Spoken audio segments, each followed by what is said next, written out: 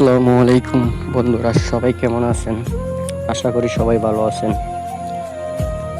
আজকে আমার কিছু টাকা প্রয়োজন ছিল, কিন্তু কোথাও ম্যানেজ করতে পারতেছিলাম না। তারপর ভাবলাম যে আমার তো একটা ব্যাংক আছে, ব্যাংকের মধ্যে হয়তো কিছু টাকা জমাইছি। জমানোর কারণে আজকে এই টাকাটা আমার কাজে লাগলো। মানে এটা হলো সঞ্চয়।